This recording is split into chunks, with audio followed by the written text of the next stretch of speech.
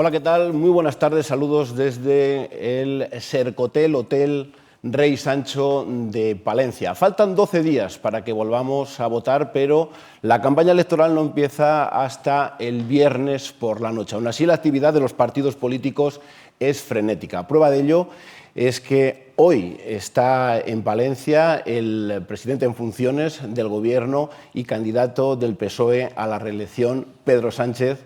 Muy buenas tardes. ¿Qué tal? Buenas tardes. Y que ha tenido la gentileza de darnos esta entrevista después de haber estado con los militantes, con un gran número de militantes en una de las plazas de esta ciudad. También nos acompaña Luismi Torres, muy buenas. Hola, buenas. Que es el director de la agencia ICAL de Castilla y León. ¿Por qué Palencia? ¿Por qué Zamora la semana pasada? ¿Por qué prácticamente en todas las provincias de Castilla y León la ha visitado el presidente en funciones? ¿Un puñado de votos parece que son decisivos para que un escaño valga para un lado o para otro? Sin duda, es que en muchas ocasiones cuando se hace un análisis por parte de los periodistas en Madrid, se olvida de que no estamos hablando de una sola elección, estamos hablando de 52 elecciones. Cada provincia elige a sus diputados, a sus diputadas, a sus representantes. Es verdad que el pasado 28 de abril el Partido Socialista obtuvo un resultado muy positivo en Castilla y León, que luego fue refrendado en las elecciones del pasado 26 de mayo, y aspiramos efectivamente a liderar y ser primera fuerza política en esta provincia, en Palencia. Bueno, vamos con lo de hoy. Ha salido el CIS, que enmienda prácticamente a todas las encuestas que habíamos visto hasta el día de hoy. Y bueno, por cogerlo por el titular importante, es que si esos resultados se cumplen, al menos en apariencia, le valdría compactar con Unidas Podemos o con Ciudadanos. Yo respeto todas las encuestas, la verdad es que no critico ninguna de ellas, porque creo que todas las encuestas algo de información nos arrojan a los líderes políticos, ¿no?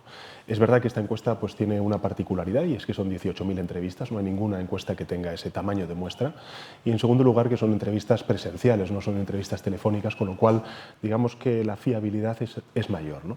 ¿Qué es lo que a mi juicio dice la encuesta, ¿no?, del CIS? Bueno, pues que es posible desbloquear la situación en España, que es posible también abordar un horizonte de estabilidad en nuestro país con un gobierno fuerte, y eso solamente es posible si el próximo 10 de noviembre todos aquellos que ya están decididos y aquellos otros que están indecisos, que no saben exactamente qué hacer y a quién votar el próximo 10 de noviembre, pues unimos todas las fuerzas en torno al único proyecto político que puede garantizar eso, el desbloqueo, la estabilidad y la fortaleza de un gobierno. Se cuestiona de esa encuesta el periodo en el que se realizó precisamente las preguntas, porque no se tomaron en cuenta dos elementos que han sido importantes. Una es la sentencia del Tribunal Supremo, otra es la exhumación de los restos de Franco. Encuestas posteriores hablan más bien de un estancamiento, digamos, del Partido Socialista. Bueno, esas encuestas, antes incluso de esos hechos, ya decían esto, ¿no? En fin, yo creo que si uno mira a ese desafío que tenemos por parte del independentismo en Cataluña, o el enfriamiento de la economía internacional, o las consecuencias que puede tener, por ejemplo, para una tierra como Castilla y León, y sobre todo en el horizonte de la negociación que tenemos que abordar en el marco europeo con la política agrícola común, creo que es muy importante que haya un gobierno fuerte. Es verdad que durante estos últimos meses y durante estos últimos años España se ha chocado constantemente contra un muro, que es el muro del bloqueo político, de la inestabilidad, de la provisionalidad. Eso es lo que nos ha llevado también a que tengamos esta repetición electoral, la segunda en este mismo año, y creo que es importante de una vez por todas resolver el desbloqueo, resolver también el horizonte de estabilidad que necesita el país para abordar esas transformaciones. Hay amenazas de las cuales hemos alertado desde el Gobierno de España durante estos últimos meses, singularmente la del enfriamiento de la economía internacional y también la del Brexit, y por otro lado tenemos también desafíos propios de nuestro tiempo, que tienen que ver con la revolución tecnológica y el impacto que puede tener en el empleo, la transición ecológica, que tiene que ser justa para comarcas que además están encardinadas aquí en Castilla y León y que son importantes, en Palencia sin ir más lejos, y sin duda alguna también todo lo que tiene que ver con el empleo, su calidad y el sostenimiento de nuestro sistema público de pensiones. Con lo cual creo que es importante el que todos seamos muy conscientes de que el 10 de noviembre es decisivo ir a votar, y es decisivo también que el 11 de noviembre los actores políticos ya no tengan ninguna excusa para bloquear de nuevo la formación de un gobierno en nuestro país. Claro, pero la experiencia nos está diciendo que que hay una tendencia al bloqueo de los actores políticos en España que no sé si se produce en otros países europeos. Existe ese riesgo de bloqueo y las encuestas siguen apuntando a ese riesgo de bloqueo. Yo no sé si incluso en funciones el Gobierno puede plantear algún tipo de reforma o algún tipo de salida legal a los bloqueos entre que se constituye el Parlamento hasta que se forme el En funciones no se puede, porque se necesita unas modificaciones legislativas que evidentemente necesitan de un Parlamento con plenas capacidades, ¿no? Nosotros, ¿qué es lo que propusimos y lo que voy a proponer también a los actores políticos después del 10 de noviembre? Que esta sea la última vez que los españoles, cuando son convocadas a las urnas en unas elecciones generales, ven la amenaza de una repetición electoral, porque yo creo que eso desgasta nuestro sistema institucional y sobre todo cuando es evidente que durante estos últimos meses no había una alternativa de gobierno a la del Partido Socialista, ¿no? Es evidente que si el PP, Ciudadanos y la ultraderecha hubieran podido sumar, pues hoy estarían gobernando, ¿no? Y lo que decidieron fue bloquear, al no sumar. Y evidentemente ahora nos encontramos en esta situación. Fíjese que ahora mismo, antes le comentaba los desafíos, las amenazas, pues por ejemplo el de la despoblación, el del envejecimiento de la población y la necesidad de dotar de cobertura a los pequeños municipios que hay en Castilla y León, o abordar, por ejemplo, la transición ecológica justa, o abordar la desindustrialización que se está sufriendo en partes de nuestro país. Necesitamos un gobierno fuerte y necesitamos un equipo, necesitamos un proyecto político. Y si uno mira alrededor del Partido Socialista, ¿qué es lo que encuentra? Pues encuentra poco o ningún proyecto político para nuestro país. Encuentra el que con unos intereses u otros, pues el resto de partidos políticos en lo que está es en frenar al Partido Socialista, en que el gobierno que salga de las urnas el próximo 10 de noviembre sea lo más débil posible, que es justo lo último que necesita nuestro país. Ahí están los independentistas, que lo que quieren es precisamente un gobierno débil. Ahí está la derecha, que lo que quiere es un Partido Socialista débil para no poder abordar los desafíos que tiene nuestro país.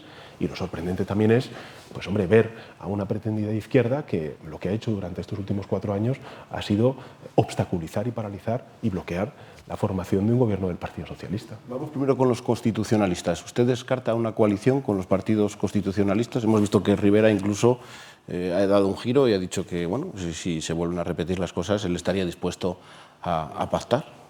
Bueno, el señor Rivera hace una cosa o dice una cosa y luego hace la contraria, ¿no? Él vino aquí a regenerar la vida democrática del país. Fíjese, en Andalucía apoyó al Partido Popular junto con la ultraderecha diciendo que, bueno, eran 30 años de gobierno del Partido Socialista y que por tanto había que abrir una etapa de cambio en Andalucía, pero en cambio no ha hecho eso en Castilla y León, sino que ha apuntalado al Partido Popular, que lleva 30 y tantos años gobernando esta tierra y que además tiene y pesan algunas sombras de duda sobre casos de corrupción que ahora mismo están siendo investigados en los tribunales, ¿no? Yo creo que el señor Rivera, que vino a estabilizar la política española, se ha convertido en un actor más del bloqueo político, ¿no? Yo no le daría mucho valor a la palabra del señor Rivera. Pero si, por ejemplo, fuese adelante, ustedes, por ejemplo, se plantearían también revisar esos pactos de coalición que existen ahora mismo en algunas comunidades autónomas. Es el caso de Castilla y León, en el que, a pesar de no ser las fuerzas más votadas, que fue el Partido Socialista, se habría que revisar esos pactos.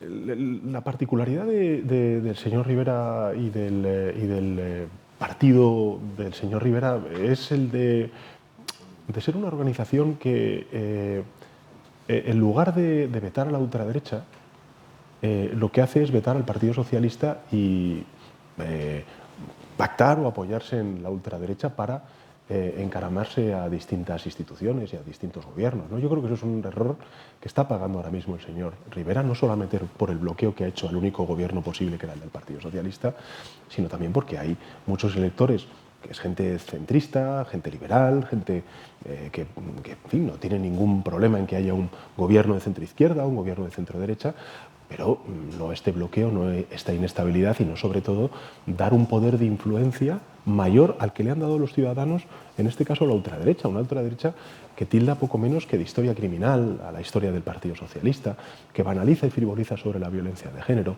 una ultraderecha que hoy por hoy tiene muchos más, digamos, mucha capacidad de influencia como consecuencia de que el PP y Ciudadanos saben que la única fórmula de gobierno que pueden tener alternativa a la del Partido Socialista es apoyarse en este partido político. Y con Casado, ¿no sería ni siquiera, tendría alguna posibilidad de que fuese una opción por la situación del Gobierno antes que los partidos nacionalistas con los que usted ha pactado? Mire, yo creo que los españoles cuando votan, sobre todo votan una orientación política. ¿Qué respuesta dar a los desafíos que tenemos por delante? De la educación, de la sostenibilidad de nuestro sistema público de pensiones, así reconstruir o no nuestro estado de bienestar, la sanidad, por ejemplo, la lucha contra la despoblación, la financiación autonómica que está vinculada con esto que estamos hablando, la reindustrialización, la transición ecológica justa. Todo eso los ciudadanos le dan una orientación a las respuestas que dar desde lo público, desde el gobierno. Se le da una respuesta progresista, se le da una respuesta derechista. Bueno, yo creo que eso es bueno preservarlo. Cuestión distinta es que efectivamente haya elementos en los que nosotros tengamos que entendernos con otras fuerzas políticas, en este caso en el espacio de la derecha, como pueda ser el Partido Popular. Por ejemplo, en financiación autonómica es evidente que tenemos que llegar a acuerdos con partidos políticos que tienen gobiernos autonómicos. Es evidente que cuando hablemos de financiación municipal tenemos que llegar a acuerdos con el Partido Popular. Sería bueno que, por ejemplo, cuestiones que están ahora mismo en manos de las comunidades autónomas, como es, por ejemplo, la educación, pues pudiéramos llegar a articular un acuerdo entre las distintas formaciones políticas, a izquierda y a derecha, para dar estabilidad a nuestro sistema educativo. Sería bueno también, por qué no decirlo, tener una política exterior que fuera concebida como una política de Estado. Hemos llegado a acuerdos, por ejemplo, en la lucha contra el terrorismo o la lucha contra la violencia machista, ¿no? Pero, desgraciadamente, por ejemplo, en lo que representa esta crisis de convivencia que se está viviendo en Cataluña, pues a diferencia de lo que hizo el Partido Socialista cuando el PP gobernaba y tuvimos que vivir los sucesos del pasado 1 de octubre, mejor dicho, de 2017, pues lo que hoy estamos viendo es que el PP y Ciudadanos no están apoyando al Gobierno de España. Y eso lo lamento, porque al fin y al cabo se puede ser oposición, pero hay elementos en los que es mejor ser oposición de Estado y a lo mejor no apoyar al Partido Socialista como gobierno, pero sí apoyar al Estado, porque estamos hablando de la integridad territorial del país, de la soberanía nacional y de la Constitución española. Has citado educación en el conjunto de pactos con el Partido Popular. ¿Se plantea en algún momento alguna demanda o alguna reivindicación que se ha escuchado en el ámbito del Partido Popular, también de Ciudadanos, de recuperar algún tipo de competencias o de trabajar para que el peso del Gobierno central en la gestión educativa, ahora en manos de las comunidades autónomas, sea mayor?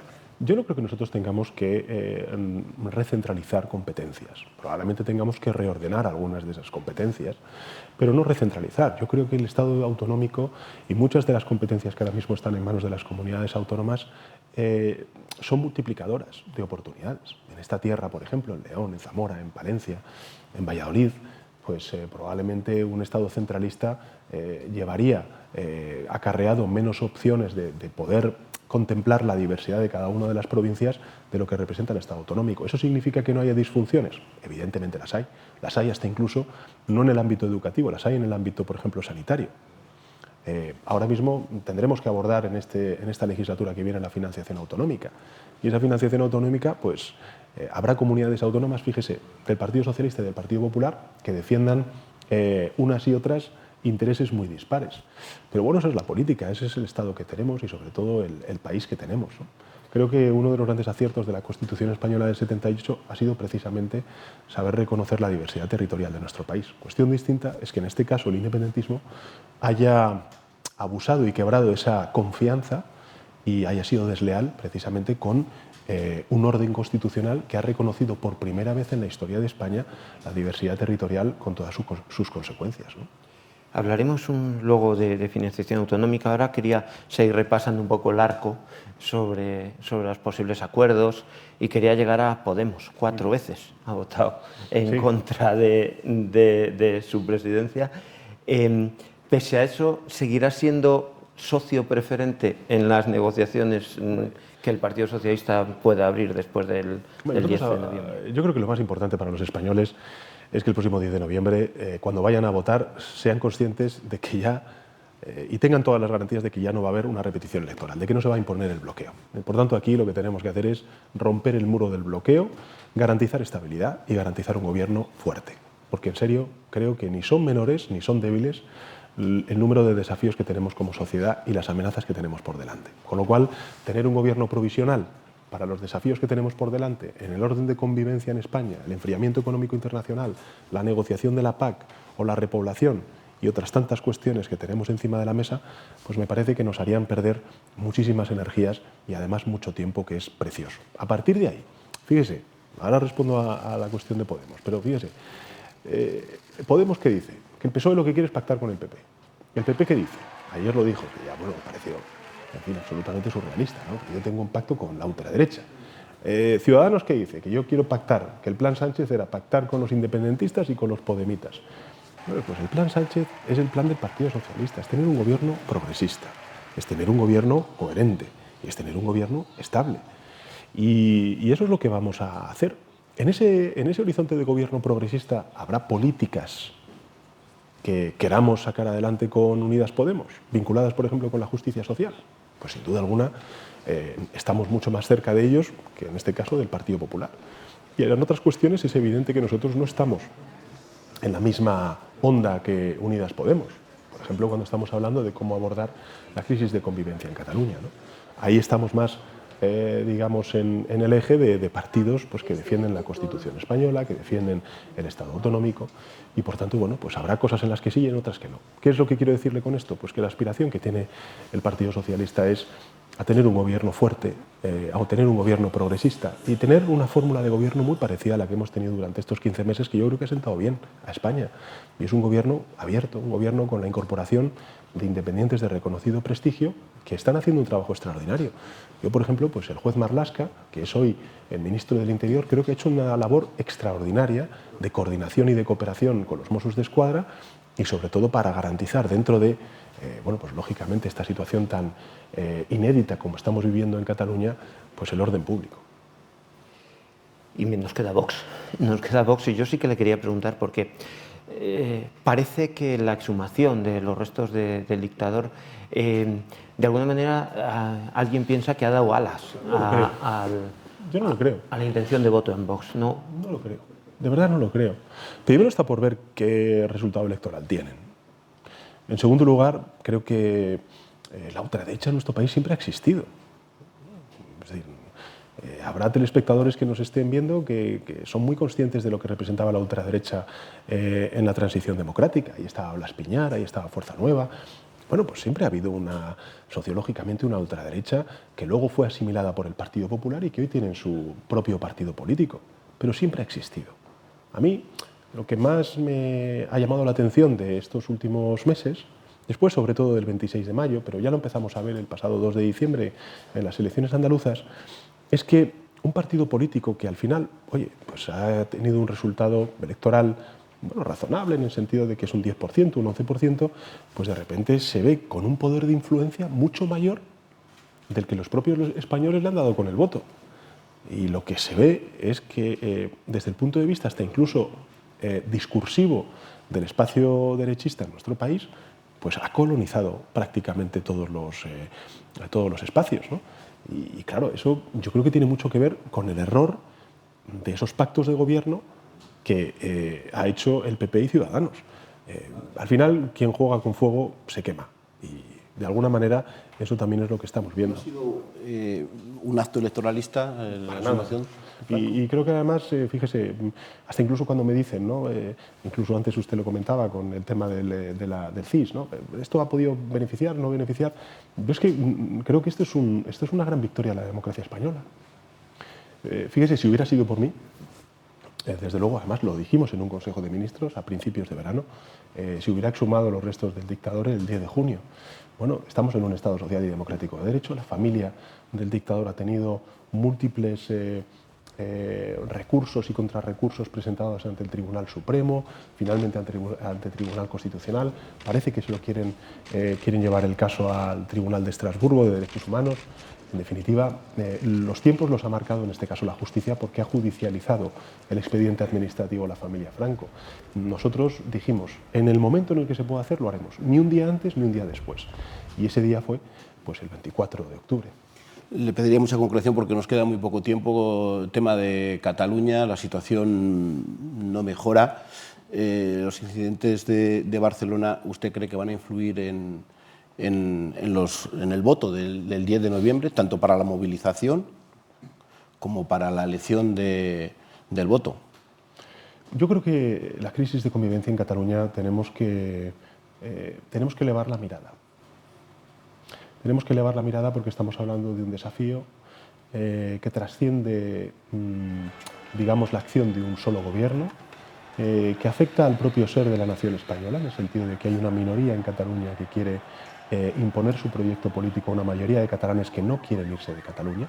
Yo siempre digo que las primeras víctimas del independentismo en Cataluña son los propios catalanes, y sobre todo aquellos que no comparten la hoja de ruta y la agenda política del independentismo catalán, porque se ven, y lo vimos el pasado domingo, digamos, apartados, no reconocidos por el independentismo catalán, que ahora mismo tiene una mayoría parlamentaria que le permite gobernar, y por tanto yo creo que tenemos que elevar la mirada. Y elevar la mirada significa ser consciente de que la solución en Cataluña será una solución que va a exigir primero del diálogo y del encuentro entre los catalanes. Y cuando hablo del diálogo y del encuentro con los catalanes, por ejemplo, el señor Torra a mí que me ha criticado, que yo no le llamo, o que no le respondo, mejor dicho, a las llamadas. Y yo lo que le he dicho es, haga usted antes de una llamada de tarifa interurbana, es decir, Barcelona-Madrid, llamadas de tarifa urbana, es decir, hable usted con los líderes políticos de las otras formaciones, es decir, con el PSC, con Ciudadanos y con el Partido Popular y los Comunes, porque no lo está haciendo.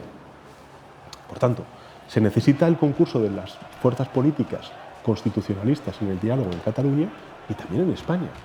¿Qué es lo que le quiero decir con esto? Que el impacto que pueda tener esta crisis en el proceso electoral del próximo 10 de noviembre lo decidirán los españoles. Pero creo que lo más importante es ser conscientes de que durante estos últimos 7 años el Partido Popular al frente del Gobierno de España ha sido una máquina, ha sido una fábrica de hacer independentistas. Y que menos mal que nosotros ahora estamos gobernando la situación, porque si estuviera gobernando Casado, Rivera o Abascal, o Abascal, Rivera y Casado, o Rivera, Abascal y Casado, me da igual tanto, monta tanto, no sería una fábrica de hacer independentistas, eso sería una factoría de hacer independentistas. Es decir, creo que si algo quiere el independentismo en Cataluña es tener al frente del Gobierno de España de nuevo a la derecha, y no al Partido Socialista. Yo sobre Cataluña un par de preguntas muy breves. Una de ellas es, se cambia el paradigma del discurso y se empieza a justificar la violencia. Lo hace la Asamblea, lo hace el propio Torra. ¿Teme, por un lado, que se pueda producir una situación de violencia de alta o baja intensidad como la que se vivió en el País Vasco en algún momento y que se enquiste y se consolide? Eso por un lado. Y por otro lado, sí que le quería preguntar si al final la justicia belga no entrega a Puigdemont, las relaciones entre España y Bélgica se verán afectadas, como ha dicho la vicepresidenta. Bueno, yo creo que hay que ir paso a paso. Hay que esperar a la resolución del procedimiento de extradición y en este caso de la euroorden para poder tomar las decisiones que se deba hacer, ¿no? Pero bueno, en todo caso, el Gobierno de España tiene contempladas todas las opciones, como es su deber y su obligación, ¿no? Y en relación con lo primero, yo creo que el radicalismo del independentismo ha ganado más presencia en función de cómo ha ido disminuyendo su capacidad de movilización. Y es evidente que la violencia, el discurso de la violencia, no es más que la resultante de un independentismo atrapado por sus propias mentiras. Es que el independentismo ha fracasado como proyecto político. El independentismo tiene que hacer una lectura autocrítica de lo que ha ocurrido. Y a partir de ahí solamente le cabe volver a la vía legal, volver a la vía estatutaria, reconocer a la parte mayoritaria de catalanes que no quiere la independencia y volver a propiciar un encuentro entre las dos Cataluñas. Creo que una de las, de las grandes diferencias que ha habido hace 2 años a lo que ocurre ahora es que si uno mira desde fuera cómo nos ven los medios de comunicación internacionales y el mundo, a España la ven como lo que es, un país progresista, diverso, tolerante, incluyente, integrador, abierto, solidario.